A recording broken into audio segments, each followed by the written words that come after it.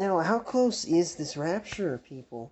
Like, it seems really close. I'm seeing, like, 3 years ago, there was a story of an Australian family or an Australian church, in which the kids in the middle of the service got transcended up into the clouds. And then the parents are just wondering, like, what happened? And then, like, the kids come back a few weeks later and then tell the parents of different places in the world that someone showed them. And then the kids told their parents that a man in white clothing, it was glowing, told us to tell you to prepare your hearts for him, for he is coming soon. This happened 3 years ago again. And so, and it seems like a lot of people lately are having rapture dreams. And about like 3 months ago, 3 weeks ago, I'm sorry, someone had a dream of the rapture, and 6 months ago, it's happening. I think all over. I'm not God, so I don't know the whole how many there are, but this rapture seems to be pretty close. And a lot of the signs of the end of the age have happened actually. Just as like in Matthew 24, Jesus was saying that Jesus was telling his disciples that I tell you the truth, not one stone here will be left on another. Everyone will be thrown down. And he was telling them about this temple they were walking beside.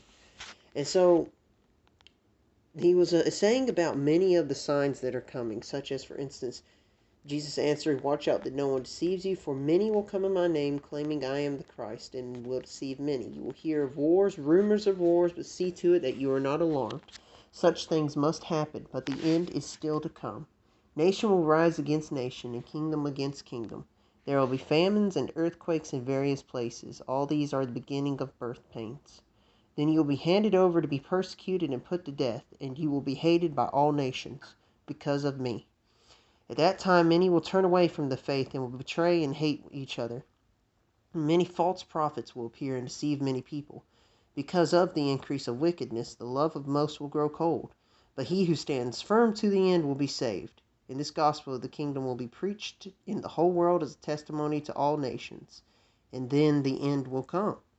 And so, I don't know how many nations the word of Christ has been spread to, but a lot of these signs have happened. We've had wars, we've had rumors of wars, we had false prophets, we have false teachers, we have all kinds of uh, different people deceiving as many people as they can for their own doctrines. And then Jesus was saying in chapter 16 to the Pharisees, it's very short, I promise.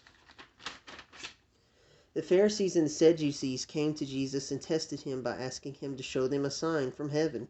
He replied, when evening comes, you say it will be fair weather, for the sky is red. And in the morning, today it will be stormy, for the sky is red and overcast.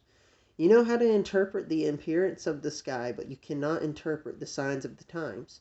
A wicked and adulterous generation looks for a miraculous sign, but none will be given it except the sign of Jonah. Jesus then left them and went away. Now, all these signs have happened, and I don't know if the word of Christ has been spread to every nation, but just about all of these other signs have happened, all of them. And so if this rapture is coming, I wonder how soon, because Jesus said you won't know the day nor the hour. And the end of times do seem pretty near, though. It could happen next year, it could happen in 5 seconds, it could happen like right now. Okay. But just prepare your hearts for him. Love the Lord your God. Love your neighbor. If you follow the commands of Jesus, you will be in the love of the Lord, and he will clothe you with joy, which is the command of the Lord is to love each other. And when I say love each other, I don't mean sexual love. I don't mean anything that people who with indoctrinations would try to pervert and say differently. No, love means to want good for each other. It's to treat others the way you'd want to be treated. Now do that, and you will be in the love of the Lord. As long as you are doing it because you love the Lord, and so that you may dedicate your hearts and that your hearts may be fully committed to him.